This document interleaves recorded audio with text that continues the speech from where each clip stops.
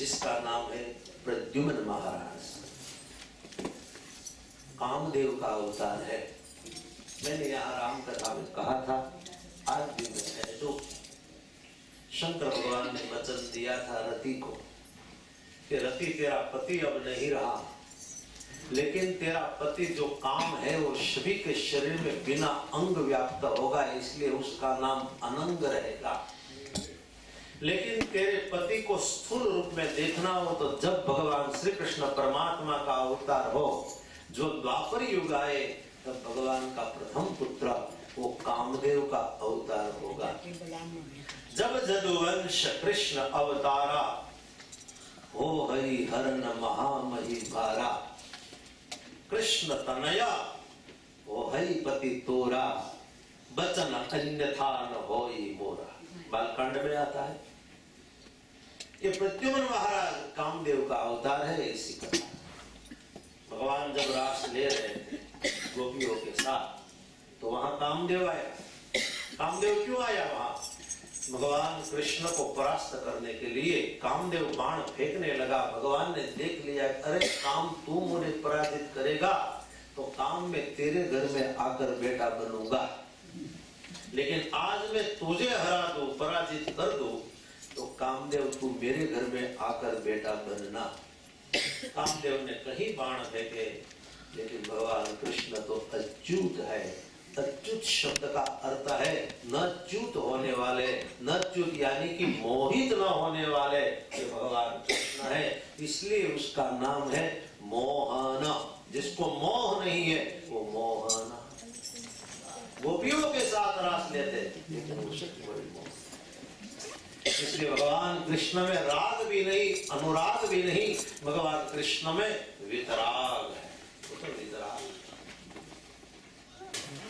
अंत में कामदेव परास्त हो जाता है। कामदेव प्रभु के चरण में प्रणाम करता है, कहता है कि प्रभु मैं तुम्हारे घर में अवतार लूंगा। वही कामदेव प्रद्युम्न महाराज बन के आया है।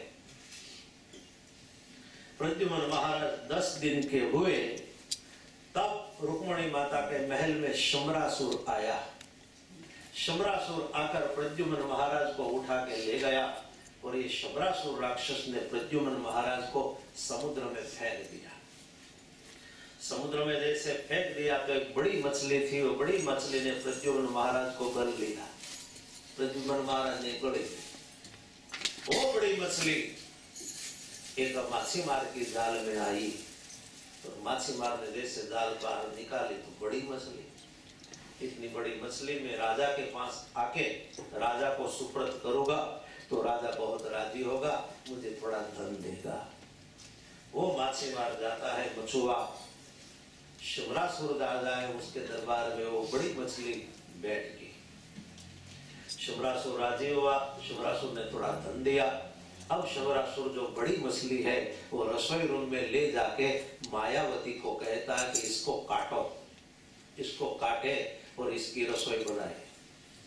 मायावती ने जैसे वो बड़ी मछली को काटी तो उसमें से छोटा सा बालक निकला, और वही बालक प्रद्युम्न महाराज। मायावती ने फिर उसकी रक्षा की, उसका लालन पालन किया, धीरे धीरे प्रद्युम्न महाराज को बड़ा किया। तब वहां नारद जी आए, और नारद जी ने कहा मायावती को, तू जिसे बड़ा करती है ना, वो तेरा बालक नहीं तो ये तेरा पति है। अरे ये मेरा पति? बोले हाँ, ये कामदेव का अवतार है और भगवान कृष्ण का बेटा बन के आया है, और इसका नाम है प्रद्युम्न महाराज। और तो मूल रूप में रति है, और अभी तूने मायावती के रूप में जन्म लिया है। तो मायावती क्या करती है? प्रद्युम्न महाराज को पति के रूप में देखने लगी, उसके मन का वर्तन बदल गया। तो प्रद्युम्न महाराज कहते हैं कि तू तो मेरी पालक माता है, तूने मुझे लालन पालन करके बड़ा किया और वैसे देखती हो। तो मायावती ने कहा कि आप कामदेव हो और मैं रति हूँ, हमारे दोनों के ऐसे जन्म हुए हैं, और आप तो भगवान कृष्ण के बड़े पुत्र हैं। अब प्रद्युम्न महाराज कहते हैं कि यहाँ से कैसे हम छूटे, शम्रासुर को कैसे मारे? बोले शम्रासुर के पास मायावी विद्या है, इसलिए माया को हराने के लिए आपको मैं सब विद्या सिखलाती हूँ। और यहाँ मायावती ने प्रद्युम्न महाराज को सब विद्या सिखलाई। पर ऐसी कहानी होती है, वो लोकगीत आता है, मैं एक दो पंक्ति गा लेता हूँ, आपने तो सुना है कि नटवर नानो रे कानो रमे भाई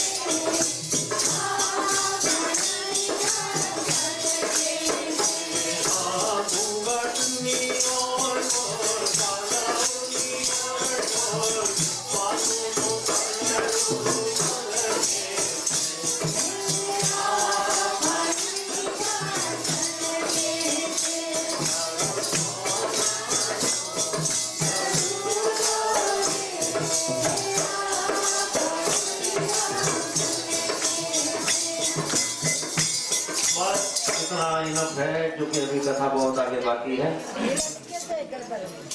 रास गरबा तो भाई खूब છે એનું કોઈ પાર આવે એવું નથી, क्यों तो આપણે રાતે રાખીએ બીજું શું। कोई बजाने वाले बुला लो तो हम गा लेंगे।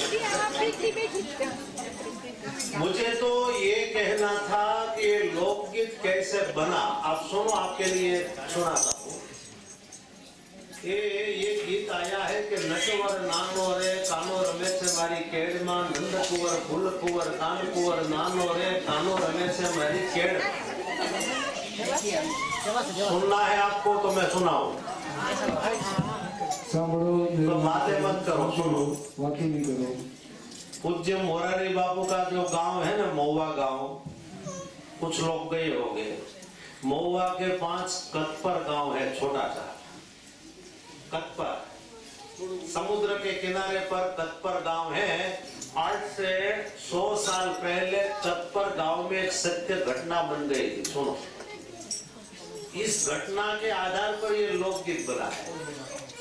कतपर गांव में, नहीं सुनना है तो क्यों बातें करते हो? બે વાતો હારે ન થાય, કા શેરડી ખાઈ લો કા ચણા ખાઈ લો, શેરડી ચણા ભેગા ન કરે, મોઢામાં છે ને કૂચો થાય। तो मोरारी बापू का गांव जो महुआ है, महुआ के पास में ही कटपर छोटा सा गांव, प्रतिबंध सुनने जैसा है, सुनो। ये लोकगीत कहाँ से आया? थोड़ो गुजराती में कहजो, गुजराती में बेरोगनी के મને સમજાય। हाँ, ये लोक साहित्य है पूरा। ये कहाँ से ये लोकगीत आया? हर लोकगीत के पीछे कुछ न कुछ स्टोरी है। कानो रमे छे मारी केड़ मां, नटवर नानो रे कान कुंवर नानो रे कानो रमे छे मारी केड़ मां। ये कचपर गांव में महाराज जी एक बार प्लेग आया था, गुजराती में कहते हैं बरकी नो रोग, प्लेग आया। तो प्लेग में सब लोग मरने लगे, बूढ़े युवान बालक सब मरने लगे। इसमें एक घर में से सब मर गए, लेकिन 2 बचे। ध्यान देना, एक वृद्ध मां बची और एक उसका पोता बचा, बेटा का बेटा। लेकिन बेटा का बेटा है ना 5 साल का, ये 5 साल का बेटा को देखते देखते माँ की मौत नहीं हो रही है, मानो जीव न जाता। माँ मर नहीं रही, अपने पोता को देख के उसको ये चिंता है कि मैं मर जाऊंगी तो मेरे पोता का, मेरा ग्रांड सन का कौन ध्यान रखेगा, इसको कौन बड़ा करेगा। ये तो 5 साल का है, इसकी माँ मर गई, इसका बाप मर गया, इसके बड़े भाई 2 थे वो मर गए, बेचारा अकेला। घर में केवल 2, एक वृद्ध माँ और एक 5 साल का एक पोता। माँ का जीव नहीं जा रहा है, तो बगल में एक छोटी सी 10 साल की लड़की थी। वो लड़की ने आकर माँ के हाथ में गंगा जल दिया, माँ ये गंगा जल का पान कर लो और शांति से प्रभु का नाम लेते हुए प्रभु के धाम में जाओ।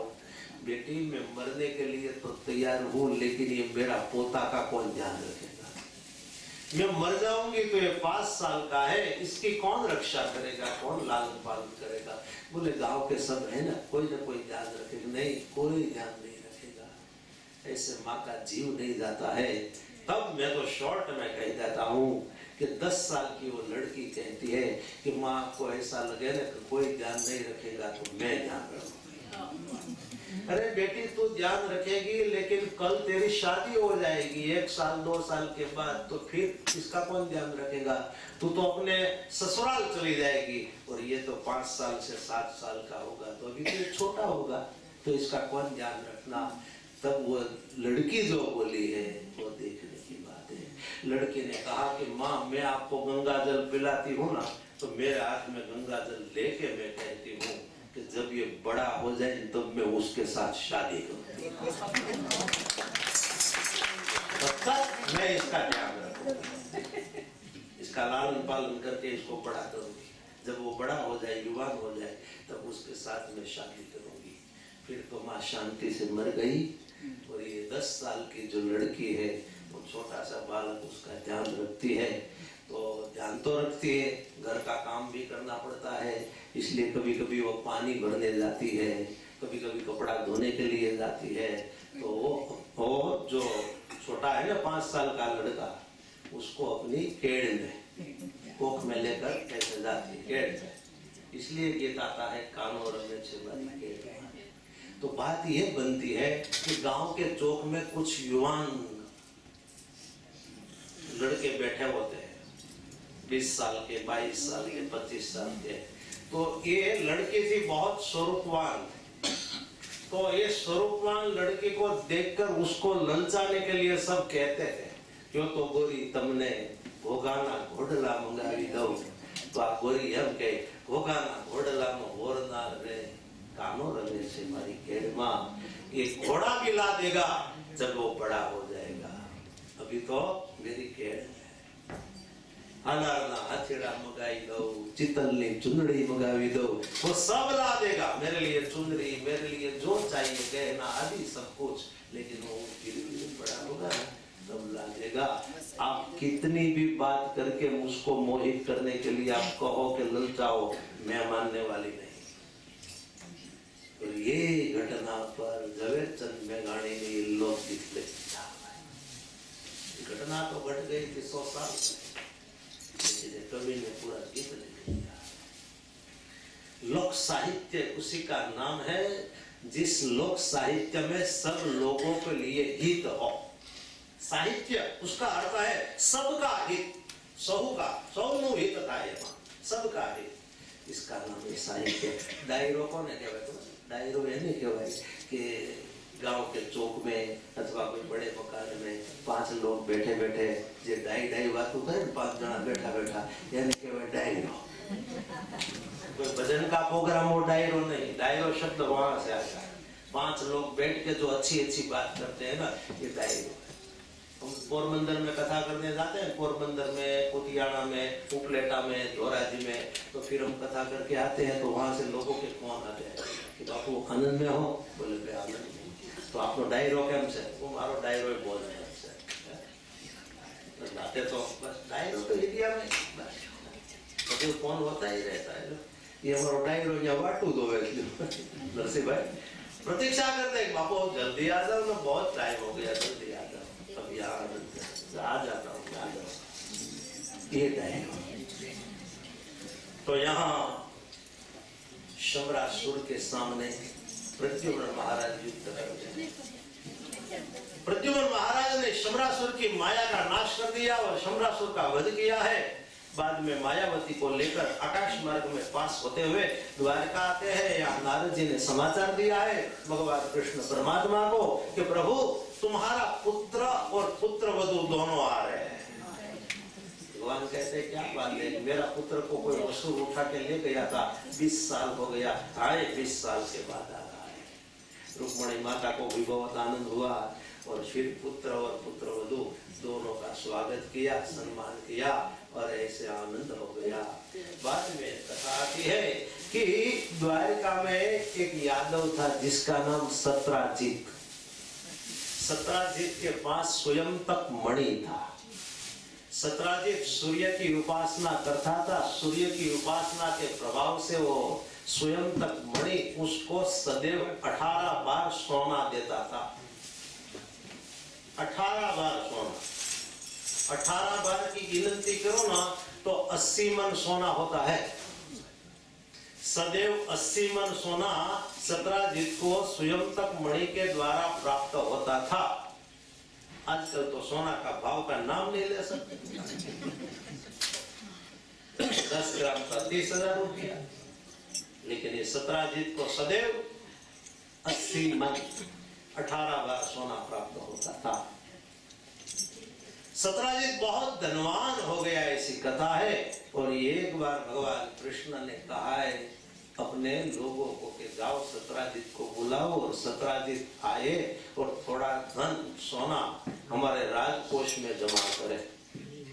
राजकोष में जमा करे तो हमारी द्वारका नगरी में, राज्य में अच्छा काम होगा। लोगों के लिए हम सब व्यवस्था कर देंगे, कहीं धर्मशाला, कहीं अन्न क्षेत्र, कहीं कहते हैं इसी विद्यालय ये सब कुछ बना देंगे, इसलिए सत्राजित को बुलाओ। सत्राजित आया है, प्रभु ने धन की बात की तो कहा कि मैं नहीं दूंगा। बोले मणि दे दे, मणि का भी ना कहा। भगवान ने कहा कोई बात नहीं, तेरी इच्छा। वो तो वापस चला गया। लेकिन प्रसंग ये आता है कि एक बार सत्राजित का छोटा भाई है प्रसेन वन में मृगिया करने जाता है, तब ये स्वयं तक मणि है अपने गले में पहन के जाता है। जैसे वो वन में मृगिया करने गया तो ये स्वयं तक मणि इतना तेजस्वी था कि चारों ओर उसका प्रकाश फैलता था। ये प्रकाश की वजह से उसके सामने शेर आया और शेर और प्रसेन का युद्ध हुआ और शेर ने प्रसेन को मार डाला। फिर ये स्वयं तक मणि शेर लेकर जा रहा है। मार्ग में जामवंत जी मिले। जामवंत और शेर का भी युद्ध हुआ। जामवंत जी ने शेर को मार डाला और स्वयं तक मणि जामवंत जी अपनी गुफा में लेके आए और गुफा में जो पलना था, पलना में जामवंत का बेटा सो रहा था, तो पलना में स्वयं तक मणि को ऐसे टांग दिया। जामवंत जी का बेटा वो स्वयं तक मणि को लेके खेलता है। यहाँ सत्राजित को द्वारका में पता लगा कि मेरा भाई प्रसन्न वन में मृगिया करने गया था, मर गया। मणि लेकर गया था और मर गया। वो तो मर गया, मणि भी गुम हो गया। तो सत्राजित ने क्या किया, भगवान के पर उसने दोष डाला कि भगवान कृष्ण ने मेरा मणि चुराने के लिए मेरे भाई को मार डाला। देखो लोग हम पर तो दोष डालते हैं, भगवान पर भी डालते हैं। प्रभु को भी नहीं छोड़ा है लोगों ने, तो हम लोग तो नहीं। भगवान को हुआ कि मुझे दोष लगा है, कोई बात नहीं, लेकिन सत्राजित का मणि मैं कहीं न कहीं से ढूंढ कर लाके उसको वापस दे। भगवान अब स्वयं तक मणि को ढूंढने गए। ढूंढने के लिए वन में गए। वन में जाकर देखा तो एक जगह शेर मरा हुआ पड़ा था और शेर के पास देखे तो बालू के चरण चिन्ह देखे और बालू के पांव चिन्ह देखते देखते भगवान श्री कृष्ण परमात्मा गुफा में गए। तो जामवंत जी की गुफा, जामवंत जी की गुफा में उसके बालक को स्वयं तक मणि वो खेलते हुए देखा और प्रभु स्वयं तक मणि जैसे हाथ में ले लेते हैं, तब जामवंत आता है और जामवंत और भगवान कृष्ण का युद्ध होता है गुफा में। 28 दिन तक भगवान श्री कृष्ण परमात्मा और जामवंत का युद्ध हुआ, लेकिन जामवंत भगवान श्री कृष्ण परमात्मा को हरा नहीं सकता है। मन में सोचता है कि जगत में ऐसा कोई योद्धा नहीं है कि मुझको कोई हरा सके, लेकिन ये कोई महान योद्धा है जो मुझे हरा रहा है। भगवान कृष्ण को हुआ कि जामवंत अब ऐसे नहीं मानेंगे। तब भगवान कृष्ण ने क्या किया, अपने में राम रूप का दर्शन कराया। बंसीधारी अब धनुष वाले राम हो गए। जैसे राम रूप का दर्शन कराया तो जामवंत जी ने कहा, अरे ये तो मेरे इष्ट देव प्रभु राम है। तब भगवान कृष्ण ने कहा, मैं राम हूँ, लेकिन अब मेरा एक दूसरा अवतार है, कृष्ण अवतार। जामवंत, मैंने तुझे कहा था कि मैं कृष्ण अवतार में मैं तुझे मिलूंगा, लेकिन तू भूल गया। जामवंत कहता है, प्रभु मुझे माफ करना, माया के कारण से मैं सब कुछ भूल गया, क्योंकि कई साल बीत गए ऐसे। फिर भगवान, एक दृढ़ था और एक जामवंत था। दृढ़ की भी कथा आती है। फिर जामवंत बहुत राजी हुआ। भगवान ने स्वयं तक मणि जामवंत जी ने प्रभु को दे दिया और जामवंत की बेटी है जामवंती, उसके साथ भगवान श्री कृष्ण परमात्मा का विवाह किया। अब मणि लेकर प्रभु आए अपने द्वारका धाम में। सत्राजित को बुलाया। सत्राजित को कहा, ले भाई ये तेरा मणि। सत्राजित शर्मिंदा हो गया। सत्राजित कहता है, मुझे मणि नहीं चाहिए। भगवान के नहीं, तेरा मणि मुझे भी नहीं चाहिए, तू ले जा। फिर सत्राजित ने प्रसन्न होकर सत्राजित की बेटी जो सत्यभामा है, वो सत्यभामा के साथ भगवान का विवाह किया। ऐसे प्रभु का तीसरा विवाह हुआ। और आगे कथा आती है ऐसे भगवान ने आग में सत्या, भद्रा, लक्ष्मणा आदि रानियों के साथ विवाह किया है। ऐसे भगवान की 8 पटरानी है। यमुना जी के साथ भी विवाह हुआ। यमुना को कहते हैं कालिंदी। एक बार भगवान अर्जुन के साथ वन में मृगया करने गए तो एक जगह यमुना जी तप कर रही है, श्वेत वस्त्र धारण किए हुए, चारों ओर प्रकाश फैल रहा है। भगवान श्री कृष्ण परमात्मा ने अर्जुन को कहा कि ये कौन देवी है, किसको प्राप्त करने के लिए तप कर रही है, जाओ मुझसे पूछो। अर्जुन ने जाकर पूछा तो यमुना जी ने कहा मैं सूर्य नारायण की बेटी हूँ और मेरा नाम यमुना है। मेरा बड़ा भाई है, उसका नाम यम है, और मेरा छोटा भाई है, उसका नाम शनि है। यमुना जी यमराजा और शनि देव की बहन है। यमुना जी की दूसरी बहन भी है जिसका नाम है तप्ता देवी। तप्ता देवी को कहते हैं हम तापी। सूरत के पास जो तापी नदी बहती है वो यमुना जी की बहन है, सूर्य नारायण की पुत्री है। यमुना जी ने कहा है कि भगवान श्री कृष्ण परमात्मा को प्राप्त करने के लिए तप मैं कर रही हूँ। अर्जुन कहता है कि प्रभु तो यही मन में ही विचर रहे हैं। फिर यमुना जी को भगवान श्री कृष्ण के साथ श्री कृष्ण का दर्शन हुआ और इंद्रप्रस्थ नगरी में ही भगवान श्री कृष्ण परमात्मा का यमुना जी के साथ विवाह हुआ और यमुना जी को लेकर प्रभु द्वारका पधारे। यमुना जी सदैव अखंड सौभाग्यवती है, इसलिए कोई अखंड सौभाग्यवती बहन होती है तो उसको हम कहते हैं यमुना स्वरूप। कोई विधवा बहन होती है उसको कहते हैं गंगा स्वरूप, क्योंकि शांतनु राजा की मौत हो गई थी, इसलिए गंगा जी विधवा हो गई। ऐसे सब कथा चलती है। तो भगवान ने मित्रवृंदा के साथ विवाह किया, सत्या के साथ भी विवाह किया, भद्रा और लक्ष्मणा के साथ विवाह किया। ऐसे भगवान की 8 पटराणी जो हमारे शरीर में है, अष्टधा प्रकृति। आत्मा कृष्ण है, अष्टधा प्रकृति ये 8 रानी है। अब शरीर में 16,100 नाड़ी भी है। बड़ी नाड़ी जो होती है वो दमनी शिरा आदि होती है। धमनी हृदय में से लहू लेकर आती है, पूरे शरीर में वो लहू फैलाती है, और जो लहू अशुद्ध हो जाता है उसको शिरा ले जाती है और वो दाएं हृदय में डालती है। बाएं हृदय में वो लोही शुद्ध होता है लहू और शरीर में फैलाती है धमनी। तो 16,100 नाड़ी, बड़ी नाड़ी, छोटी नाड़ी, छोटे छोटे स्नायु, ये कौन है? अब आगे कथा आती है। भगवान एक बार गए समुद्र में। समुद्र के बीच में एक आइलैंड है, उसमें प्राग ज्योतिष नगर है। प्राग ज्योतिष नगर का राजा असुर है जिसका नाम भौमासुर। भौमासुर का वध करने के लिए भगवान श्री कृष्ण परमात्मा सत्यभामा को साथ लेके गया और यहाँ भौमासुर के राज्य की रक्षा कर रहा था मूर नाम का दैत्य। भगवान ने मूर के साथ वैद्य किया और भगवान ने मूर को मारा, मूर का वध किया, इसलिए प्रभु का नाम पड़ा मुरारी। जो मूर के हरि है, हरि यानी दुश्मन, इसलिए उसका नाम मुरारी है। बाद में प्रभु ने भौमासुर का वध किया है और भौमासुरा के कैद खाने में 16,100 जो राजकुमारी थी, वो 16,100 राजकुमारी को मुक्त की। भगवान ने कहा अब अपने माता पिता के पास जाओ, तुम तुम्हारे घर जाओ। 16,100 राजकुमारी रोने लगी, प्रभु हम घर जाएंगे लेकिन हमारे माता पिता स्वीकार करे या न करे कोई पता नहीं, क्योंकि हमें कई सालों से ये राक्षस के कारागृह में हम रही है।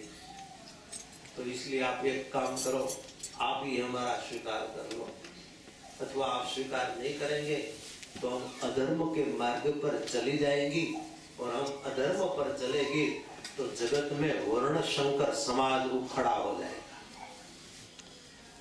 शंकर समाज खड़ा हो जाए तो ये हमारा दोष नहीं है, प्रभु आपका दोष है। नारियों की, स्त्री जाति की रक्षा करना ये आपका धर्म है। फिर प्रभु ने मान लिया। 16,100 राजकुमारी को लेकर द्वारका आए और भगवान ने 16,100 राजकुमारी के साथ विवाह किया, इसलिए कहते 16,108। 8 मुख्य पटरानी और ये 16,100 रानी। सब रानी के घर में 10-10 बेटा का जन्म हुआ। प्रभु का परिवार कितना बड़ा था ये तो सोचो। 16,108 उसकी पत्नी और उसके 10-10 पुत्र, तो 1,60,000 1080 इतने संतान होते तो ये सभी के लिए पढ़ने के लिए प्राइमरी स्कूल भी अपनी थी, हाई स्कूल भी अपनी थी, कॉलेज भी अपनी थी, पूरी यूनिवर्सिटी अपनी थी, पूरा कैंपस था अपना, वहां सब भगवान कृष्ण के संतान पढ़ते थे। लेकिन फिर भी आज मुझे गौर से याद करना चाहिए कि राधा जी सबसे प्यारी है। राधा जी रह गई बरसाने में, लेकिन भगवान कृष्ण के साथ सदैव तो नाम आता है राधा जी का। तो आप कल गाते थे, गुनगुनाते थे, तो मुझे ऐसा हुआ कि 2 पंक्ति में गा लूं, आपको भी आनंद आ जाए। राधिका गोरी छे, ब्रज की गोरी छे, मैया करा दे तेरो ब्याह। राधिका गोरी छे, ब्रज की गोरी छे, मैया करा दे तेरो ब्याह।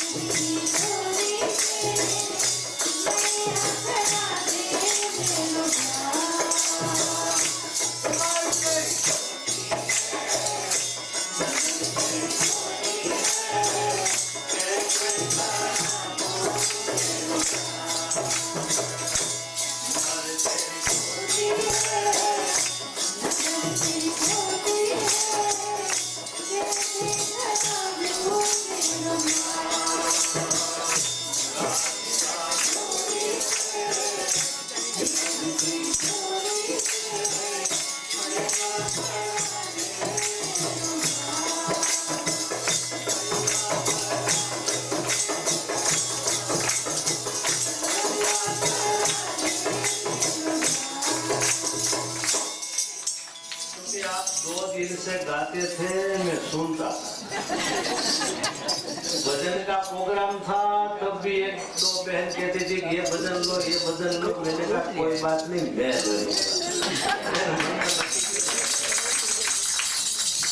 चल भी आप गाते थे। मेरे पास तो बहुत ऐसे सब कुछ बजाना, लेकिन कथा करनी पड़ती है तो इसलिए थोड़ा थोड़ा शॉर्ट में ऐसे ले लेते हैं। सुदामा का भी बहुत अच्छा है, आगे ले लेते हैं। आइए अब कथा में थोड़ा आगे बढ़े, दर्शन करें, क्योंकि सुदामा जी को हम कभी लाएंगे। फिर आती है कथा, भगवान ने एक बार विनोद करके रुक्मणी का अभिमान हर लिया। भगवान एक कहते हैं कि रुक्मणी, आपने मेरे साथ विवाह किया है, गलत किया। मैं तो एक वाल हूँ और मैं तो सभी से डरकर भाग जाने वाला हूँ। मैं तो समुद्र के किनारे में छुप कर रहता हूँ। तो आपको तो ऐसा करना चाहिए, शिशुपाल के साथ विवाह कर लिया होता तो अच्छा होता। लेकिन आपके दिल में अभी भी विचार दूसरा आता हो तो आप कोई दूसरी शादी कर लो, मुझे कोई चिंता नहीं है। ऐसा भगवान ने विनोद किया तो यहाँ रुक्मणी को मूर्छा आ गई। थोड़े कठोर शब्द परमात्मा ने कहे, रुक्मणी को मूर्छा आई। तो भगवान को हुआ कि विनोद अच्छा नहीं। भगवान पानी फिर लाए, रुक्मणी पर पानी ऐसे छंटकाव किया, डाला और कहा, देवी जागो, मैं तो विनोद कर रहा था। रुक्मणी ने जागृत होकर कहा, प्रभु आज किया ही किया विनोद, ऐसी मजाक की, आज के बाद ऐसी मजाक कभी मत करना। आप कहते हो कि आप समुद्र में निवास करने वाले हो, सही बात। भक्तों का हृदय है ना, वो समुद्र है, और भक्तों के हृदय रूपी समुद्र में आप निवास करते हो। आप कहते हैं कि मैं गोपाल हूँ, सही बात, आप गोपाल हो, क्योंकि गोपाल, गो यानी इंद्रिय, सभी के इंद्रियों की आप रक्षा करने वाले हो, इसलिए आप गोपाल हो। आप कहते हैं कि मेरे माता पिता कोई नहीं, सही बात है, आप अजन्मा हो, स्वयं को प्रकट हो, इसलिए आपके कोई माता पिता नहीं। और आप कहते हैं कि आप मेरे योग्य नहीं, सही बात, आपके योग्य कौन हो? ऐसे बहुत सुंदर रुक्मणी माता ने जवाब दिए एक अर्थ घटक सुंदर जवाब। बाद में भगवान ने इसलिए विनोद किया था कि रुक्मणी के साथ स्नेह थी गाढ़ मजबूत बनाई परमात्मा, स्नेह और मजबूत बन जाए।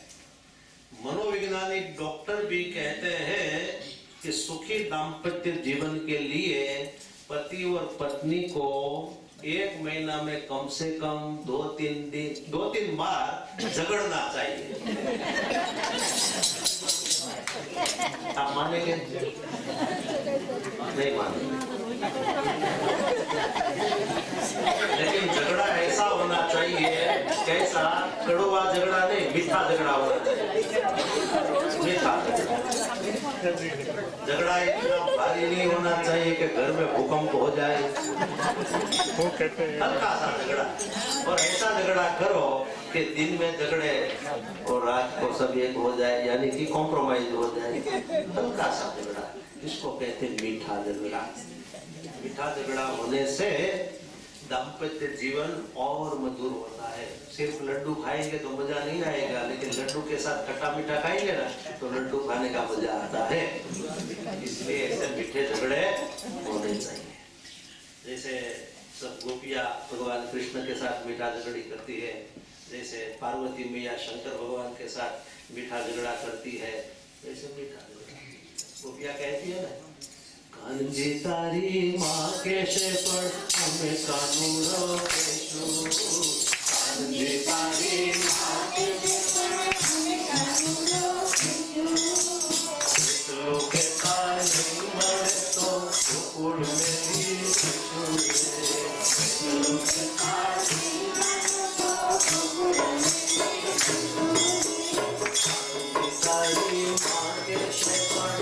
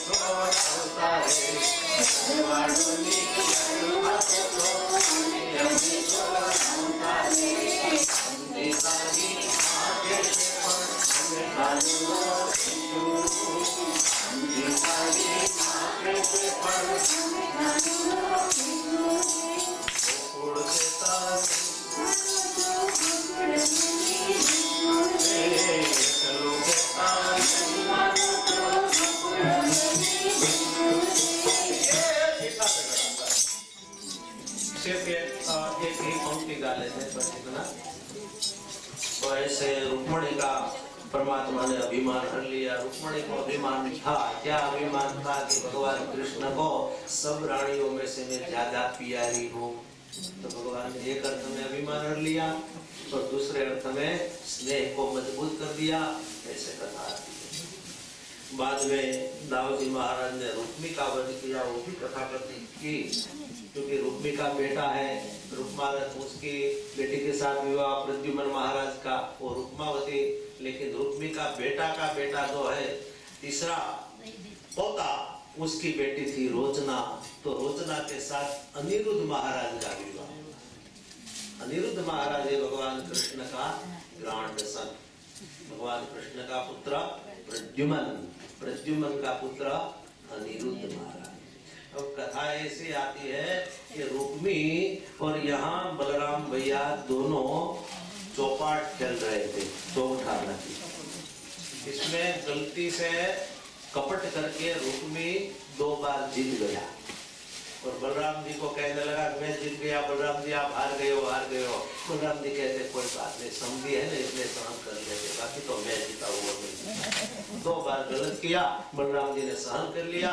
लेकिन तीसरी बार कहता है रुक्मी, बलराम जी मैं जीत गया। बलराम जी को क्रोध आया, तू समझी है फिर भी समझता नहीं है। और बाद में एक दोनों झगड़ने लगे। बलराम जी ने हल उठाया और हल उठाते ही लग्न मंडप के बीच में ही अपने समधी को वेवाई को मार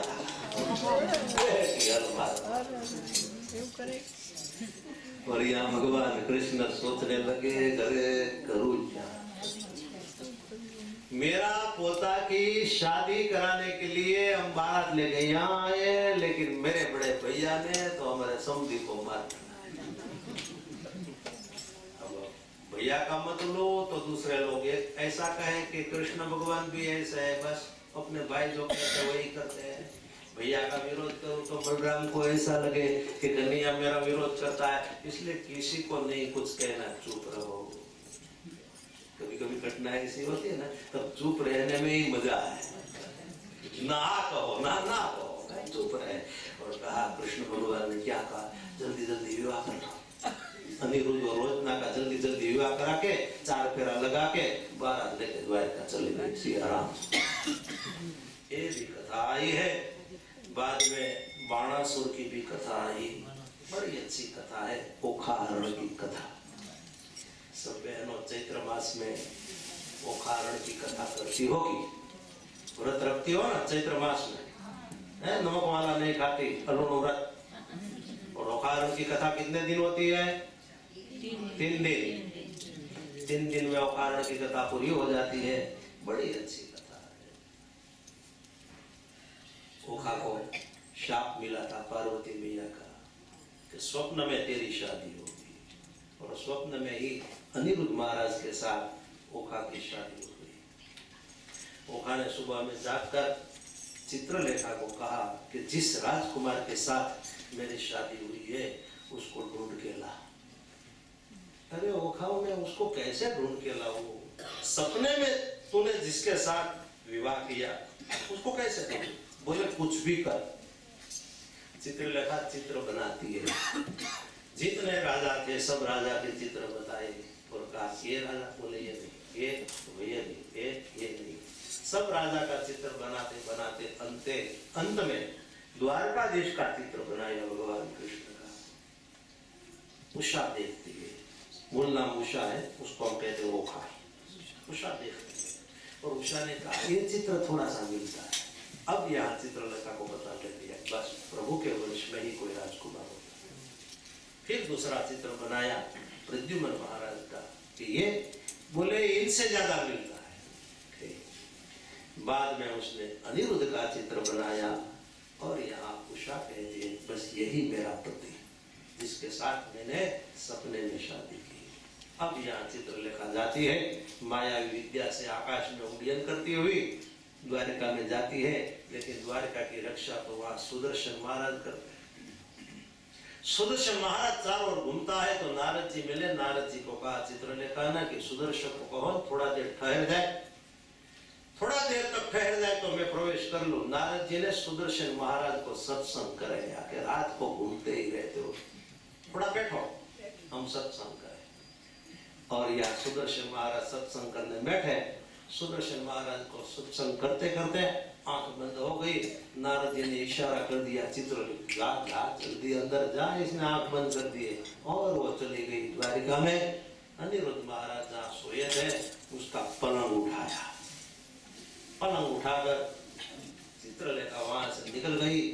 और नारद जी ने यहाँ सुदर्शन महाराज को कहा कि बस सियावर रामचंद्र की, बस कथा समझते हो, अब ध्यान रखो। सुबह में प्रभु को पता लगेगा तो डांटेंगे कि रात को यहाँ द्वारका नगरी की रक्षा नहीं करते हो। सुदर्शन महाराज के चलो मैं जाता हूँ। और यहाँ अनिरुद्ध महाराज आए, उषा ने उसको प्रणाम किया। बाद में वो दोनों रहने लगे। बाणासुर को पता लगा था, शंकर भगवान ने कहा कि हे बाणासुर तुझे बहुत तेरे हाथों का अभिमान है ना, तू कहता है ना कि मेरे 1000 हाथ है, इसमें इतना बल है, मुझे कोई योद्धा नहीं मिलता है। तो योद्धा आएगा एक दिन, लेकिन तेरे घर में से ही छुपा हुआ तुझे मिलेगा। जब तेरा राज्य का ध्वज अर्धी लकड़ी पर फड़के और मान लेना योद्धा तेरे महल में छुपा हुआ है। बाणासुर को पता लगा। बाणासुर ने अपने गुप्तचरों को कहा कि मेरे महल में कोई युवा छुपा हुआ है। अनिरुद्ध महाराज को पकड़ा और उसको कैद खाने में डाल दिया। यहाँ नारद जी ने जाकर भगवान कृष्ण को समाचार दिया। भगवान कृष्ण सेना लेकर आए, बाणासुर भगवान कृष्ण का युद्ध हुआ। बहुत बड़ी अच्छी कथा। बाद में भगवान बाणासुर की भुजा काटने लगे। अब 4 भुजा बाकी है तो भगवान शिव जी प्रकट हो गए। शंकर भगवान ने कहा प्रभु अब इसे मत मारो, क्योंकि ये मेरा भक्त है बाणासुर, और आपने भक्त प्रहलाद को वचन दिया है कि उसके वंश में कोई भी पुत्र उत्पन्न हो गए उसका आप वध नहीं करेंगे। ये तो प्रहलाद का बेटा विरोचन, विरोचन का बेटा बलि, और बलि का बेटा है बाणासुर। फिर भगवान ने बाणासुर को नहीं मारा, उसकी 4 भुजाएं से रह गई। शंकर भगवान ने कहा है भगवान कृष्ण का पौत्र अनिरुद्ध और आपकी बेटी उषा का विवाह करो। ऐसे विवाह होता है। तो ये कथा भी यहाँ बताई गई। बाद में दाऊजी महाराज गोकुल में गए। नंद बाबा, यशोदा मैया सब अपने सखाओं को मिलने के लिए, वो भी कथा बताई। बाद में गोपियों को साथ लेकर दाऊजी महाराज यानी कि बलराम जी यमुना में स्नान करते हैं। यमुना को बुलाते हैं, यमुना नहीं आती है। दाऊजी महाराज को क्रोध आया, बाहर आके अपने हल से यमुना को खींची, क्यों नहीं आती स्नान करने। फिर यमुना शरण में आई है। आज भी वो यमुना गोकुल की उस जगह पर वक्र आकार से बहती है। एक अर्थ यह है कि यमुना को गोकुल के नजदीक लाने के लिए भगवान बलराम जी ने खींची और अपने सखाओं को कहा कि अब पानी तो गांव से नजदीक आ गया है, आप कुछ हवे कृषि करो, आप खेतीबाड़ी करो, तो धन धान्य प्राप्त करो, आप क्यों गरीब हो, श्रम करो और आगे बढ़ो। ऐसे एग्रीकल्चर डेवलपमेंट बलराम जी ने यहाँ करवाया। बलराम जी है ना, वो किसानों का भगवान है। सब किसानों को बलराम जी को मानना चाहिए, क्योंकि बलराम जी के कंधे पर हल है, इसलिए वो हल कर। ऐसे यहाँ कथा बताई गई। आगे कथा आती है दुर्योधन की पुत्री लक्ष्मणा है। लक्ष्मणा का विवाह भी जामवंती का पुत्र सांब होता है, सांब के साथ होता है। और सांब को भी दुर्योधन ने क्रोध से कारागृह में बंद कर दिया था। बलराम जी सेना लेकर गए, दुर्योधन को मनाया, नहीं माना। बलराम जी को क्रोध आया, हल उठाया और हल से पूरी हस्तिनापुर भूमि को भी मैं उल्टा दूंगा। और पूरी हस्तिनापुर भूमि दूधने लगी, भूकंप आ गया बड़ा। फिर दुर्योधन शरण में आया है और दुर्योधन ने अपनी बेटी लक्ष्मणा का भगवान कृष्ण का पुत्र सांब के साथ विवाह किया। आगे कथा आती है नारद जी के परिहास की। नारद जी एक बार आए हैं द्वारका, तो भगवान की एक एक रानी के महल में जाते हैं, लेकिन सब महल में उसे भगवान कृष्ण का दर्शन न होता। रुक्मणी के महल में जाकर देखे तो प्रभु पूजा कर रही है। सत्यभामा के महल में जाकर देखे तो प्रभु कुछ अतिथि अभ्यागत को दान दे रहे हैं। लक्ष्मणा के महल में जाकर देखे तो प्रभु बालक को कुछ संस्कार दे रहे हैं। सब जगह प्रभु को देखा। नारद जी को हुआ था कि प्रभु को 16,108 रानी है, तो सभी के साथ प्रभु कैसे रहता है।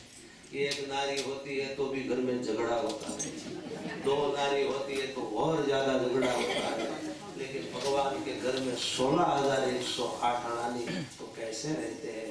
लेकिन परमात्मा ने 16,108 रूप लिया था और सब रानियों के घर में ऐसे प्रभु रहते थे। नारद जी ने प्रणाम किया कि हे भगवान कृष्ण, आपकी लीला को मैं समझ नहीं सकता, आपकी लीला तो बुद्धि से पर है, और प्रभु को बुद्धि से नहीं नाप सकते। प्रभु को नापना है तो श्रद्धा से नापो, श्रद्धा से उसको पा सकेंगे, बुद्धि से नहीं। ऐसे कथा बताई गई। बाद में भगवान राजसूय यज्ञ में गए, पांडवों ने उसकी अग्र पूजा की। शिशुपाल प्रभु को गालियां देने लगा। जब 100 गालियां पूरी हुई तब भगवान ने सुदर्शन चक्र चला के अपनी बुआ का बेटा शिशुपाल का वध किया।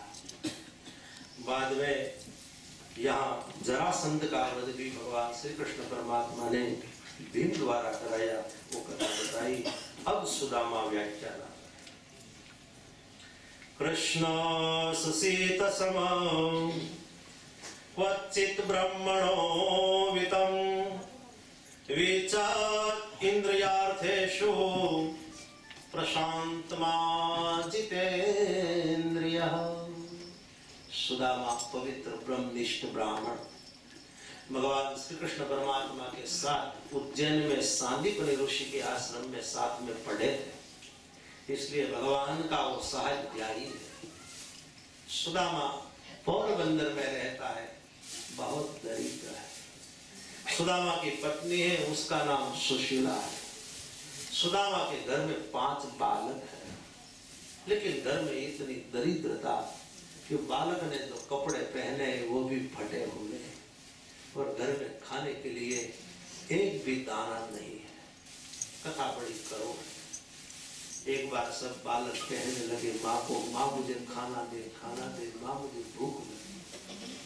सुशीला क्या करती है, चूल्हा में आग लगाई, आग लगा के चूल्हा पर एक पात्र रखा, पात्र में पानी डाला। पानी आग की वजह से धीरे धीरे गर्म हो गया और वो पानी में एक चमचा लेकर ऐसे सुशीला हिलाती है। बालक मांगते हैं माँ खाना दे, खाना दे, अभी बन जाएगा, अभी बन जाएगा, अभी वो आपको खिलाऊंगी। लेकिन पानी गर्म हो गया, पानी में डालने के लिए घर में आटा भी नहीं था। बालक तो बेचारे रोते रोते सो गए और यहाँ सुशीला, चूल्हा की अग्नि तो शांत हो गई, पात्र में रहा हुआ पानी जो गर्म हो गया था वो भी ठंडा हो गया, लेकिन सुशीला की दोनों आंख में से गर्म आंसू बहने लगे, गर्म पानी बहने लगा। सुशीला रोने लगी, अरे मेरे बच्चों का मैं क्या करूं। रोते रोते अपने प्राणनाथ सुदामा के चरण में प्रणाम करके कहा, स्वामीनाथ आपका अयाचक व्रत है, आप किसी के पास हाथ लंबा करके मांगते नहीं, अनायास आपको कोई वस्तु मिल जाए तो लेते हो। मुझे पता आप ब्रह्मनिष्ठ हो, आप मांगेंगे नहीं, लेकिन आज मुझे ये दुख है कि हमारे घर में दाना नहीं है। तुम्हें और मुझे घर में रहते रहते भूखे 15 दिन बीत गए, लेकिन बालकों के मुख में 15 दिन से एक दाना भी नहीं डाला है। तो स्वामीनाथ मुझे ये होता है कि 5 बच्चे में से शायद एक बच्चा मर न जाए, अब मेरे सामने ही मर जाए तो मैं माँ हूं, मैं कैसे देखूं। आप पिता हो, पुरुष हो, पुरुष थोड़ा मजबूत कठोर होता है, लेकिन माँ मैं ममता की मूर्ति, मैं नहीं देख सकती। सुशीला बहुत रोई। सुदामा कहता है देवी प्रभु अच्छा करेंगे, कि प्रभु तो अच्छा करेंगे, इसलिए मैं आपको एक बात कहती हूँ कि आप द्वारिका जाओ, आपका सखा है भगवान श्री कृष्ण परमात्मा जो आपके साथ पढ़े थे, अब ये द्वारिका के राजा हो गए थे और भगवान के पास तो कोई कमी नहीं है। आप जाएंगे तो प्रभु आपको कुछ न कुछ देगा। सुदामा कहते देवी तुम्हारी बात सच है, मैं भगवान कृष्ण के पास जाऊं, लेकिन उसके पास भी मैं मांगूंगा नहीं, उसको दया आए और मुझे कुछ दे तो मैं लेके आऊं। सुशीला कहते स्वामीनाथ आपको मांगना नहीं पड़ेगा। क्यों? आपको अपना मित्र देखेगा ना तो उसे दया आ जाएगी, क्योंकि हाड़ पिंजर जैसा दुबला तुम्हारा शरीर है, तुम्हारे शरीर पर एक धोती पहनी हुई है, वो भी फटी हुई धोती। दरिद्रता तो दरिद्र व्यक्ति के शरीर पर दिखाई पड़ती है, फटे हुए कपड़े में से दरिद्रता दिखाती, गरीबाई तो कपड़ा में डोका देती है, फटे हुए कपड़े। आपको देखेंगे तो प्रभु को दया आ जाएगी और प्रभु कुछ न कुछ देंगे। ठीक है सुशीला, तू कहती है तो मैं मेरे लिए नहीं, तेरे लिए भी नहीं, मेरे बच्चों के लिए मैं जाता हूँ, लेकिन मैं मांगूंगा नहीं। लेकिन सुशीला कृष्ण के बच्चे मेरे पास आए और मेरे पास आकर मुझे कहने लगे दादा आया, दादा आया, दादा आया। इंडिया में कहते हैं दादा आया। तो ऐसा कहेंगे तो भगवान कृष्ण के बच्चों के लिए मुझे कुछ न कुछ ले जाना चाहिए। मैं बड़ा हूं, कृष्ण तो मुझसे छोटा है, तो मुझे कुछ न कुछ ले जाना चाहिए।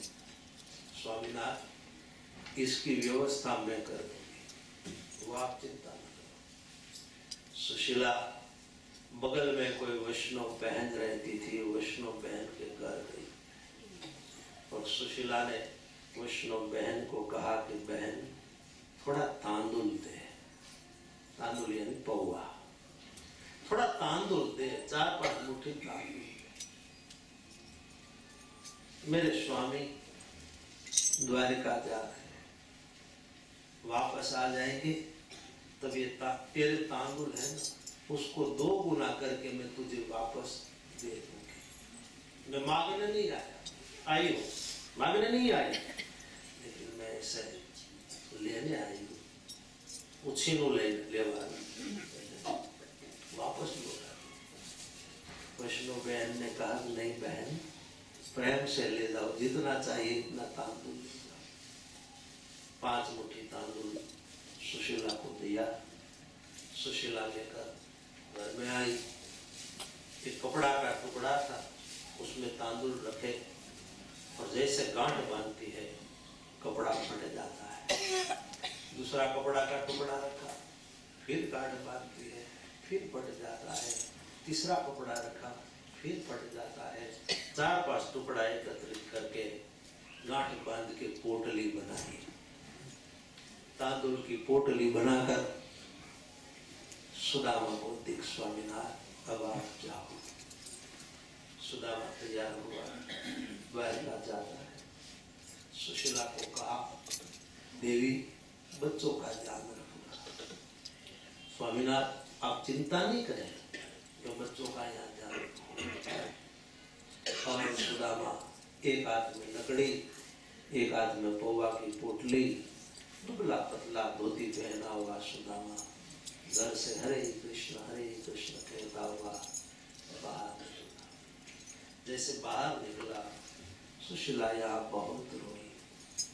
अपने घर में जो भगवान का मंदिर था, वो भगवान नारायण के चरण में प्रणाम करके कहा हे प्रभु मेरा सौभाग्य का आप ध्यान रखना। क्योंकि पैदल चल के वो द्वारका जाता है। अभी तो बहुत ठंडी है और ठंडा पवन चारों ओर फूक रहा है, ठंडी हवा चल रही है। उसके शरीर पर पूरे कपड़े भी नहीं है, शायद ठंडी लगे और रास्ते में गिर जाए, उसको मूर्छा लग जाए, कोई बीमारी आ जाए। प्रभु ध्यान रखना, आप तक मेरे स्वामी पहुंच जाए, बाद में तो कोई चिंता नहीं है। ऐसे सुशीला प्रभु के चरण में प्रणाम करके रोने लगी। और यहाँ सुदामा आगे बढ़ता है, हे जुहो सुदामा जी द्वारिका में जाए थे।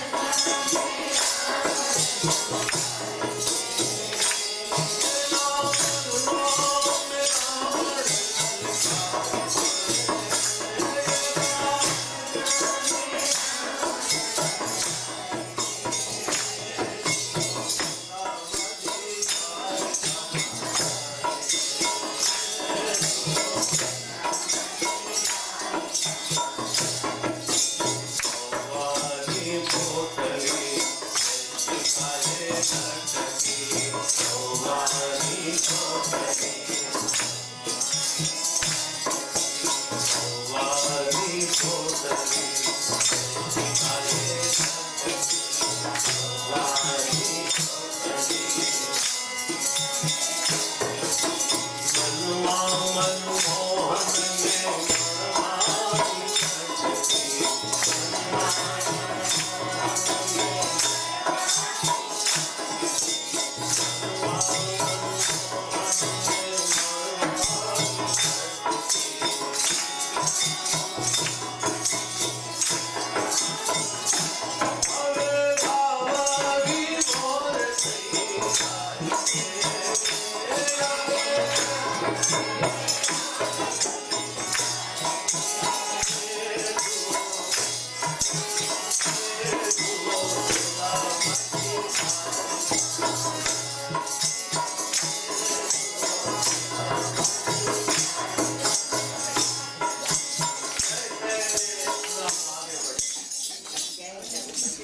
और ठंडी हवा चलती है। सुदामा के पांव फूले हैं तो सुदामा के फूले पांव में कांटा और कंकर लगा, और कांटा और कंकर जैसे लगा तो सुदामा गिर गया।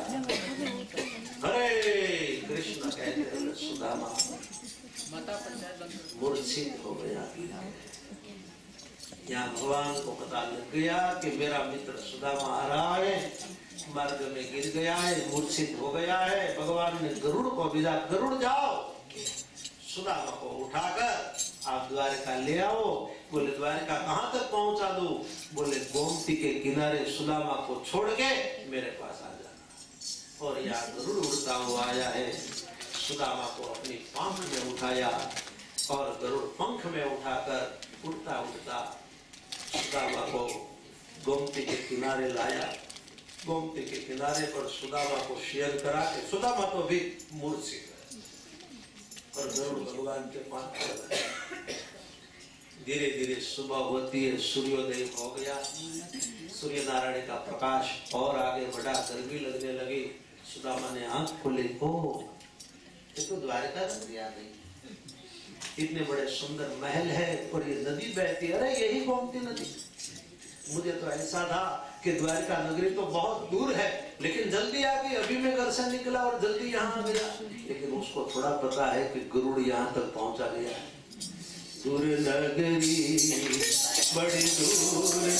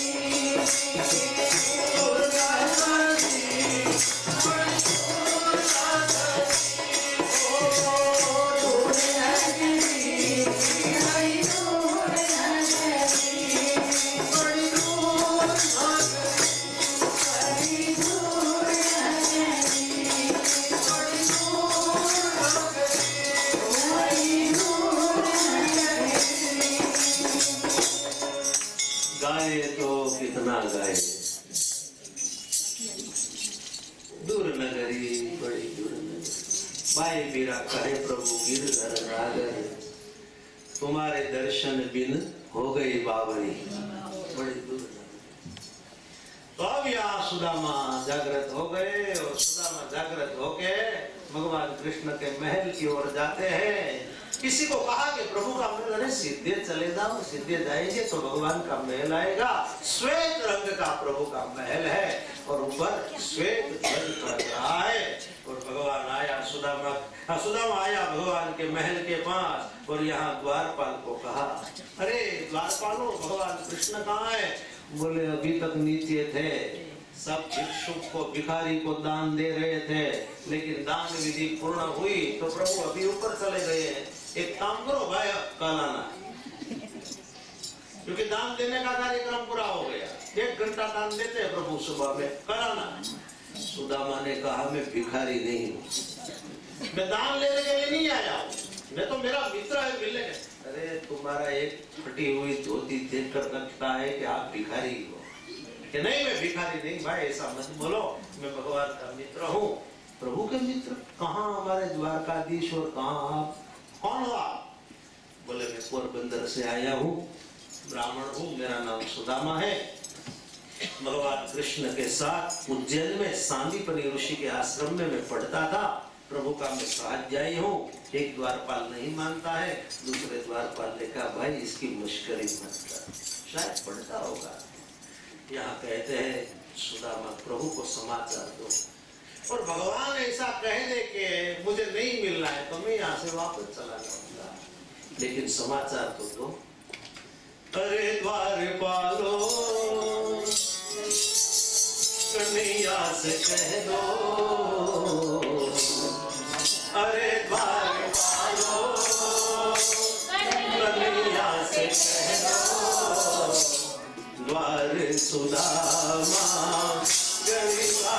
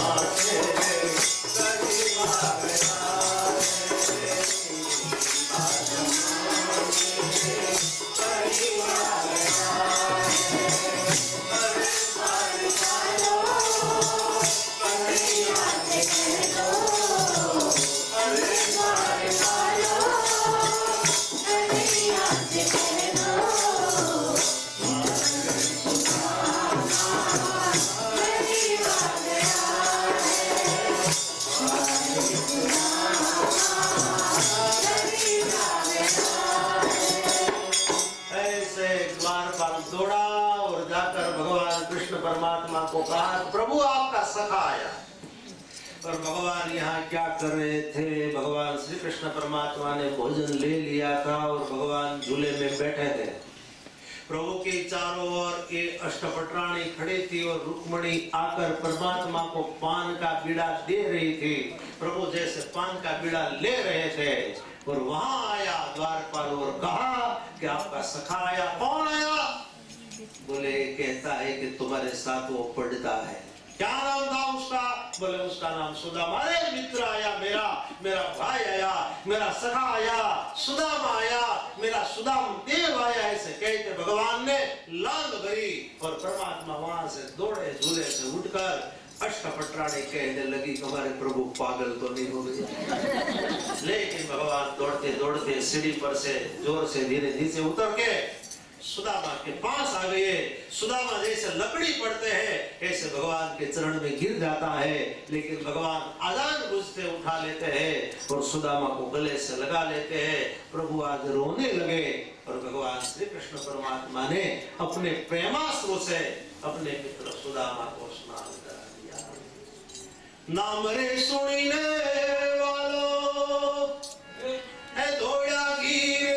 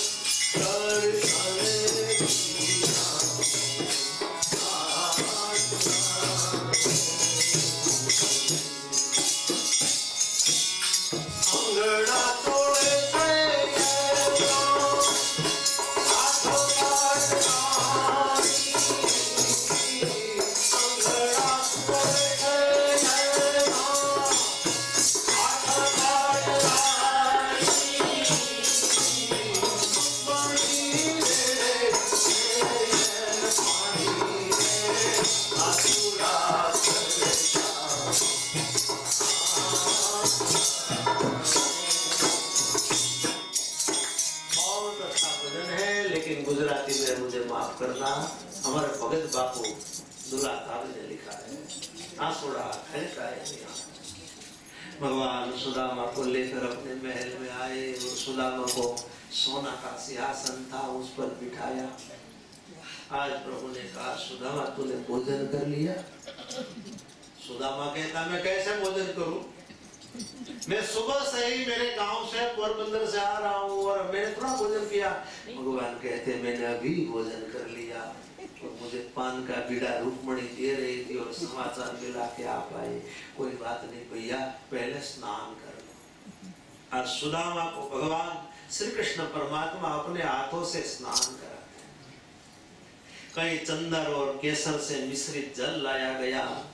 आज रुक्मणी पानी देती है और भगवान चरण कमल का प्रक्षालन करते हैं। सुदामा को स्नान कराते कराते सुदामा के पांव तले देखा तो रुधिर बह रहा था, कहीं कंटक और कंकर लगे थे। भगवान ने अपने हाथ से कंटक और कंकर निकाले। कुछ कंटक इतने अंदर घुस गए थे तो भगवान ने अपने मुख के दांतों द्वारा वो कंटक को बाहर निकाला। सुदामा के चरण धोए और अपना जो उत्तरी वस्त्र था ऐसे उत्तरी वस्त्र लेकर ऐसे सुदामा के भगवान चरण अपने सखा के शरीर को पोंछ गए। रुक्मणी को कहा, देवी मेरे जो नए वस्त्र है वो सब लाओ। सुदामा को पीली पीतांबरी धारण कराई, उत्तरी वस्त्र धारण कराया। सुदामा को भगवान ने गज मुक्ता और स्वर्ण की माला वो गला में पहनाई। परमात्मा ने सुदामा को वैष्णवी तिलक किया और जो मुकुट धारण करते थे उनमें से एक मुकुट सुदामा के माथे पर धारण कराया। सुदामा को ऐसे तैयार किया है। प्रभु कहते, भैया भोजन कर लो। सुदामा को बैठाया, भाव से भोजन कराया। 56 भोग आरोगने वाला हो, उसके घर में क्या कमी होती है? 32 प्रकार की सब्जी और 33 प्रकार के कहीं पकवान मिष्टान आदि सब है। सुदामा को भाव से आग्रह करते, ये खा लो, ये खा लो, ये खा लो। सुदामा देखता रहता है कि जिंदगी में ऐसा देखा नहीं, खाऊं कैसा है। कुछ गरीब लोग होते हैं, बहुत उसके पास खाना आ जाता है, उसको बेचारे को पता नहीं कि क्या है, पता नहीं होता। कहते हैं ना गुजराती में कि घुघरा था, घुघरा। सुदामा को कहा, तीखा घुघरा दिखा के, तो तीखा भी घुघरा होता है, मीठा भी होता है, दोनों। सुदामा को कहा, ये खाओ। सुदामा ने हाथ में उठाया, इसका नाम क्या है? बोले, इसका नाम है घुघरा। सुदामा ने कहा, ये वागे नहीं, खावा लो। ये खिलाने की आइटम है। छोटे बच्चों को घुघरा खिलाने के लिए देते हैं। अरे सुदामा कहते, मुझे क्या पता। मूंग की दाल थी, हल्दर वाली, हल्दी की मूंग की दाल, पीली हुई दाल थी। सुदामा को कहा, ये पीली मूंग की दाल खा ले। सुदामा कहता है, चंदन से? ये चंदन है तो ललाट में लगा लो। अरे चंदन नहीं है, गलती से तू तेरे ललाट में है, इसका लेपन नहीं कर लेना। सुदामा कहता है, मैंने तो ऐसा कुछ देखा नहीं। गाँव में कुछ गाँव में हम जाते हैं तो कहते हैं कि पिज्जा खाओ, तो पिज्जा खाते तो बेचारे को खाना नहीं आता। काटा और चम्मच से उसको खाया नहीं जाता, फिर हाथ से तोड़ तोड़ के खाते हैं। तो ये काम नहीं होगा हमसे। तो सुदामा ने भोजन किया। बाद में सुदामा आसन पर बैठा है। भगवान सब रानियों को बुलाते हैं, चलो एक पवित्र ब्राह्मण है, ब्रह्मनिष्ठ ब्राह्मण है, मेरा बड़ा भैया, उसको नमस्कार करो। रुक्मणी ने आकर हाथ जोड़कर नमस्कार किया। सुदामा कहते हैं, अखंड सौभाग्यवती पुत्रवती भव। सत्यभामा अखंड सौभाग्यवती पुत्रवती भव। कालिंदी अखंड सौभाग्यवती पुत्रवती भव। ऐसे 20, 25, 50 आए, तब तक तो सुदामा अखंड सौभाग्यवती पुत्रवती भव बोलते रहे। बाद में 40, 50 अखंड सौभाग्यवती, अखंड सौभाग्यवती, अखंड सौभाग्यवती, फिर में 100, 200, तो सुदामा का बोलना बंद हो गया। ऐसा ही सर पर ऐसा करते हैं। फिर तो सुदामा ने बहुत खाया था, तो अब नींद आने लगी, तो सुदामा हाथ भी नहीं रख सकते। जाओ यहाँ से, जाओ। 1000 सुदामा को नींद आ गई और भगवान ने कहा बस अब रुक जाओ, दूसरी सब रानी कल आशीर्वाद देने के लिए आना। और सुदामा को जगाया और कहा अरे जाग सुदामा जाग, तू सो गया है, सोने की व्यवस्था है, तेरे लिए पलंग रखा है, जाग। सुदामा जागा, अरे कन्हैया बाल कृष्ण, तूने कितनी रानियों के साथ शादी की है? भगवान हंसते हंसते कहते 16,108। बोले 16,108 रानी को आशीर्वाद देने के लिए मुझे कम से कम 15 दिन यहाँ ठहरना पड़ेगा, ज्यादा समय हो जाएगा, इतने सब रानी को मैं आशीर्वाद नहीं दे सकता। इनसे तो अच्छा है कि कृष्ण तू अकेला मुझे प्रणाम कर लेना, मैं तुझे आशीर्वाद दे दूं तो तेरी सब रानियों को आशीर्वाद मिल जाए। भगवान को अच्छा लगा, सुदामा को प्रणाम किया है। सुदामा ने भगवान कृष्ण को आशीर्वाद दिया, सुदामा को शयन कराया। फिर तो सुदामा को घुमाते हैं नगरी में, अपने माता पिता वसुदेव देवकी माता के साथ मुलाकात कराते हैं, सब सखाओं के साथ मुलाकात, द्वारका नगरी का दर्शन कराते हैं। कितनी अच्छी नगरी है। सुदामा को तो बहुत आनंद होता है। लेकिन एक दिन ऐसा आता है, सुदामा बैठा है झूला पर, भगवान कृष्ण दाईं ओर बैठे हैं, लेकिन सुदामा जो पौवा की पोटली थी वो अपने पैर के नीचे दबा रहे हैं।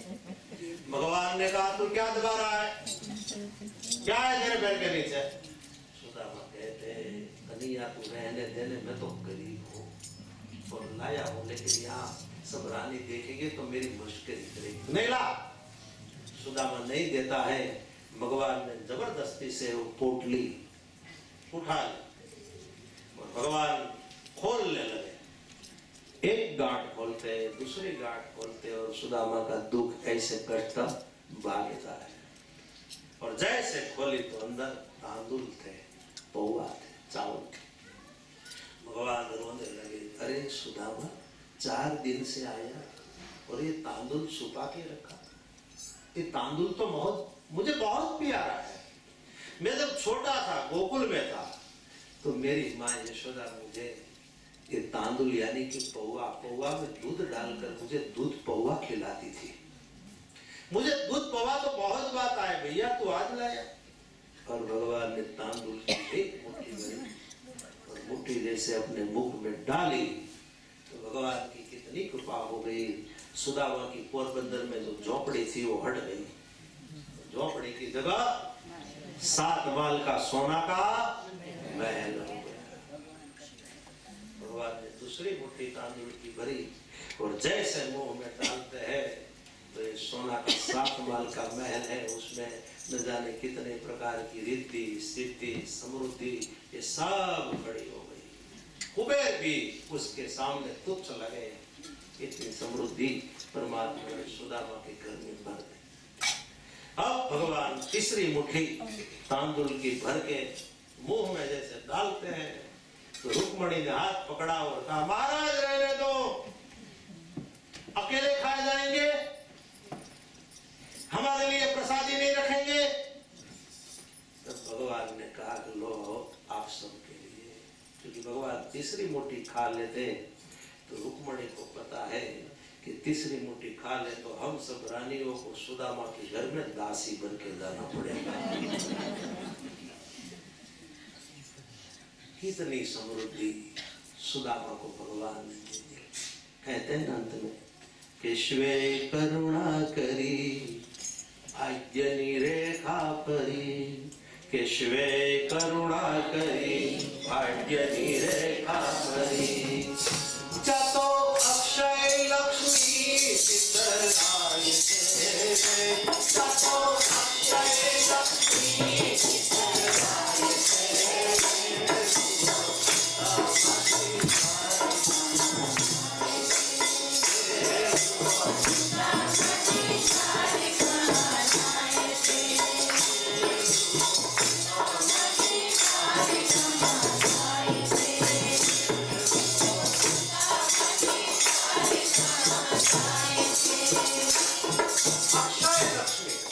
अक्षय शब्द का अर्थ है कभी उसका क्षय न हो, नाश न हो। इतनी लक्ष्मी सुदामा को भगवान ने दी। सुदामा के ललाट में लिखा था, क्या लिखा था? क्षयश्री। क्षयश्री शब्द का अर्थ है कि जिसके घर में संपत्ति कभी न आए ऐसा दरिद्र। क्षयश्री लक्ष्मी का नाश, संपत्ति उसको कभी प्राप्त न हो, ऐसा सुदामा के ललाट में लिखा था क्षयश्री।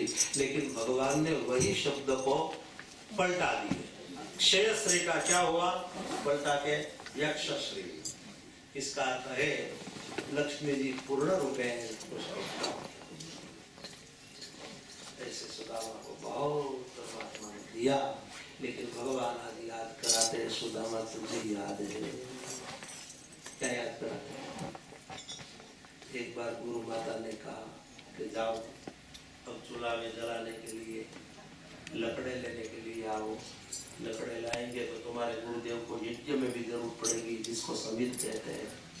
तो हम तीनों समित लकड़े लेने के लिए गए थे, मैं, दाऊ और सुदामा। तुम गुरु माता ने थोड़े चने दिए थे, तेरे जेब में चने डाले थे, और बहुत बारिश आई, मुसलधार बारिश हुई, नदी में बाढ़ आई, इसलिए हम नदी नहीं पार कर सकते थे।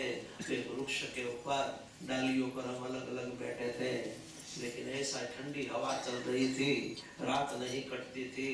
और सुदामा, मैं तो छोटा था, बहुत रो रहा था, और मैंने तुझे और दाऊ को कहा कि कुछ दिया है गुरु माता ने, मुझे कड़ी भूख लगी है। लेकिन सुदामा, तूने भी ना कह दिया, कुछ नहीं दिया है, लेकिन तू ऊपर की डाली पर बैठकर अकेला चना खा रहा था। लेकिन बिजली की चमकार होती थी ना, तो बिजली की चमकार में मैं तेरा चेहरा देख लेता था, और तेरा चेहरा देख के मुझे पता लग गया था कि सुदामा कुछ खा रहा। सुदामा, तारी दाढ़ी जम डग गए। सुदामा कहता है कि ठंडी हुई ना, दाढ़ी डग गए। मुंह हिलता है ठंडी में, इसलिए मुंह हिलता है। लेकिन तो अकेला सब चना खाया था भैया, इसलिए आज मुझे कहना चाहिए, कभी अकेला मत खा। कुछ मिला है तो बांट के खाओ, सभी को खिला के खाओ। खाने में जितना आनंद नहीं आता, उनसे ज्यादा आनंद दूसरे को खिलाने में आता है। इसलिए सभी को खिला के खाओ। उस कारण से दरिद्रता आई, ये भी एक प्रसंग है। और सुदामा वो भी कहता है कि नहीं कन्हैया को कहा, हमारे साहित्यकार ऐसा कहते हैं, कन्हैया को कहा सुदामा कि मेरे लिए दरिद्रता अच्छी है।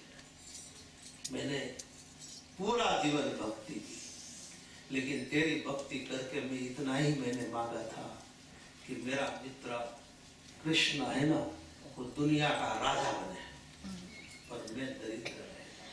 मेरा मित्र बड़ा होता है, मेरा मित्र राजा, मुझे सुख नहीं चाहिए। मुझे तो दरिद्रता में रहकर तेरा भजन करना ही अच्छा है। तो मुझे कहता है तो मैं तुझे फरियाद करता हूँ। सुदामा फरियाद करता है, क्या करता है कि कन्हैया तू राजा बना, तू भगवान है, ठीक है, हम तेरा आदर करते हैं, लेकिन तू भगवान है तो हम मानव है। लेकिन मानव होके भी आज हम ऊंचे हैं। क्यों ऊंचे हैं? सुदामा कहते हैं कि मैं मेरी दरिद्रता होने से भी पूरी जिंदगी तक तुझे मैं नहीं भूला। मैं हर साल, हर पल, हर दिन तुझे याद करता ही रहा, याद करता ही रहा। तू मुझे भूल गया, भगवान होते हुए भूल गया। फिर प्रभु ने मस्तक झुकाया, सुदामा तेरी बात सुन, मैं भूल गया था, तू मुझे नहीं भूला। इस पर गुजराती में शेर है, जुनाने भूली जबो ये नक्की जगत नो न्याय। पुराने हमारे मित्र होते हैं ना बचपन में, उसको हम भूल जाते हैं, विदेश में चले जाते हैं, थोड़े धनवान हो जाते हैं, फिर हमारे गरीब जो मित्र होते हैं उसको भूल जाते हैं। इसको कौन याद करे, वो तो बहुत चली गए, उसको भूल जाते। तो कवि इशारा करता है कि जुनाने भूली जबो ये नक्की जगत नो न्याय।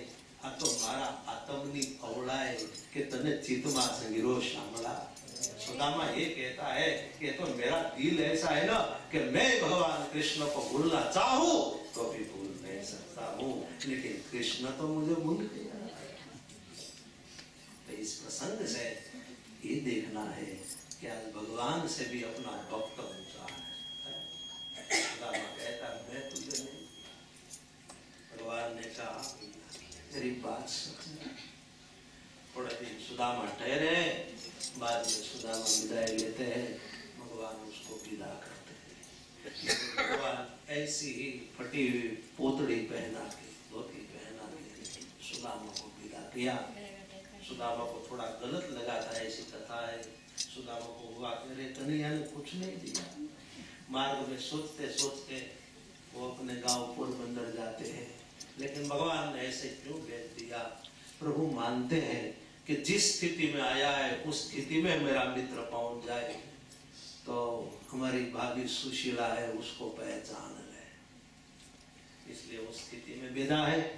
दूसरे अर्थ में मार्ग में कोई चोर लुटा रहा है, सुदामा के शरीर पर कोई गहना है, मुकुट है, कोई चैन है, उसको लूट ले, मेरा मित्र हैरान हो जाए, दुखी हो, मैं नहीं इच्छता। इसलिए उसको घर जाएगा तब उसको पता लग जाएगा कि मैंने कितना दिया है। इसलिए भगवान ने जो स्थिति में आया था उस स्थिति में भेजा। सुदामा यहाँ पोरबंदर आया, देखा तो वहां झोपड़ी नहीं है। सुदामा रोने लगा, अरे मेरी झोपड़ी कहाँ गई, मेरी पत्नी सुशीला, मेरे बच्चे, कोई नहीं दिखाई देते। अरे मुझे द्वारका नहीं आना था, द्वारका गया तो ये क्या हो गया? कोई धनवान लोग आ गए और इसने यहाँ बड़ा महल बना दिया। ऐसी स्थिति है, धनवान लोग अपने धन की वजह से गरीब की झोपड़ी का विस्तार हटा देते हैं, बुलडोजर चला के बड़े बड़े महल और बंगले बना देते हैं। आज भी इंडिया में ऐसा हो गया, गरीब की झोपड़ी को हटा देते। मुझे नहीं जाना था। सुदामा रोता है। अब जो महल है सुदामा का, उस महल की सुदामा परिक्रमा करने लगा। क्यों? कि इधर उधर चारों ओर देखो तो मुझे सुशीला अथवा मेरा कोई बच्चा मिल जाए, ऐसे घूमता है रोते रोते। सुशीला ने 7 माल का जो महल है वो 7वें मंजिले से बारी खोल के नीचे देखा तो सुदामा दिखाई पड़ा। और सुशीला ऊपर से बोली, स्वामीनाथ। सुदामा को हुआ कि सुशीला की आवाज है, लेकिन कहाँ है वो पता नहीं लगता। सुदामा ने इधर उधर देखा, फिर ऊपर देखा और पता लगा सुशीला तो इस महल में। सुशीला तो वहां क्या, अब अंदर आओ फिर बात करेंगे। सुदामा फिर अंदर आता है और सुशीला के शरीर पर देखा तो सुंदर वस्त्र आभूषण, इतने गहने पहने थे, इतने जिसका वर्णन न होता है। काठियावाड़ की भाषा में कोई खूंड लो भरी गरड़ा पे जाता है, ये तो ऐसा गहने और इतनी कीमती साड़ी, ये सब कुछ देखा। सुदामा की आंखों में आंसू आ गए। अरे कन्हैया, मैं तेरे लिए गलत सोचता आया, गलत बातें करते आया, लेकिन तूने यहाँ सुदामा रोने लगा। सुशीला को कहा, हमारे बच्चे कहाँ गए? बोले बच्चे अभी रथ लेके घूमने गए। गरीब लोग के घर में साइकिल नहीं होती है तो उसको कोई 4 व्हील गाड़ी में मोटर में बैठा दे तो उसको इतना आनंद आता है। 4 व्हील गाड़ी में इस प्रसंग पे आपको एक प्रकाश डालू। हमारे महुआ में गरीब आदमी बेचारा अली केला बेचता है और बहुत गरीब। मोरारी बापू उसको बहुत देते, ध्यान रखते। एक बार मोरारी बापू ने कहा, अली तू कभी फॉरेन गया? तो मैं नहीं गया, चल मेरे साथ। तो बापू की नायरोबी कथा थी ना, तो वो अली को ले प्लेन में बैठा है, इतना खुश हो गया। तुझे बापू ने कहा, मेरे 9 दिन की कथा में तुझे बैठना नहीं है अली, तो ये नायरोबी में वो चारों ओर घूम, तेरे सब मुसलमान भाई बहन है उसको मिल, मस्जिद में जाना है तो नमाज पढ़ने के जा। जिस दिन कथा में आया मुझे पता लगा ना, तो उस दिन ही शाम की फ्लाइट पकड़े तुम्हारे। ये तो घूमने आया यार, घूम ले थोड़ा। तो ऐसा भाव होता है भाई। गरीब जो हमारे कोई रिश्तेदार, कोई सगा, तो उसका हम ध्यान रखें। दरिद्र को प्रसन्न करने से दरिद्र नारायण और ज्यादा प्रसन्न हो जाते हैं। मैं तो इतना कहूं कि प्रभु की पूजा में दो हाथ जुड़े रहे, इनसे तो अच्छा है कि हमारा एक हाथ गरीब की सेवा में लग जाए। कोई भूखा है उसको खिलाए, किसके शरीर पर कपड़ा नहीं है तो उसको कपड़ा दे, कोई बेचारा पढ़ता है लेकिन उसके पास फी भरने के लिए पैसा नहीं, पुस्तक लेने के लिए पैसा नहीं, तो उसको हम कुछ दे और ऐसे गरीब बच्चों को हम पढ़ाए। प्रभु बहुत राजी होगा। इसलिए कहता हूं कि आज मानव धर्म बजाने की जरूरत, मानव धर्म की रक्षा करो, मानव टूट जाएगा। सुदामा बाद में कहता है, अंत में अब कह देता हूं, कथा को पूर्ण करते। सुदामा कहता है कि मुझे महल में नहीं रहना, सुशीला आप और हमारे 5 बच्चे यहाँ रहो, मैं तो समुद्र किनारे घास की झोपड़ी बना के रहूंगा, वहां त्रिकाली संध्या करूंगा, यज्ञ करूंगा, प्रभु की पूजा करूंगा। मुझे मेरी गरीबाई, मुझे मेरी दरिद्रता बहुत अच्छी लगती है। शायद मैं समृद्धि में रहूं तो मेरे ठाकुर को मैं भूल जाऊंगा। इसलिए सुदामा महल में नहीं, समुद्र के किनारे पर पर्णकुटी बनाई और सुदामा अंतकाल तक भक्ति करते रहे, भक्ति करते रहे। अंत में वो प्रभु के धाम में चले गए। ये सुदामा का चरित्र है। सुदामा का चरित्र थोड़ा बहुत शॉर्ट कर दिया है, लेकिन आपको अच्छा लगा होगा ऐसे मैं भावना रखता हूँ। बाद में सुभद्राहरण की कथा आती है। अर्जुन महाराज दंडी स्वामी के रूप में आए। बलराम जी को सन्यासी साधु बहुत प्रिय है। बलराम जी ने साधु को भोजन कराने के लिए बुलाया। बलराम जी को पता नहीं कि अर्जुन है और यहाँ सुभद्रा जी परोसती है। तब सुभद्रा जी अर्जुन को अपना दिल दे चुकी और यह अर्जुन ने सुभद्रा का अपहरण किया। बाद में लड़ाई होती है, लेकिन भगवान कृष्ण ने कहा कि अर्जुन तो हमारी बुआ का बेटा है, इसलिए हमारी बहन की उसके साथ शादी हो जाए, वो अच्छी बात है। ऐसे सुभद्रा की अर्जुन महाराज के साथ शादी की गई।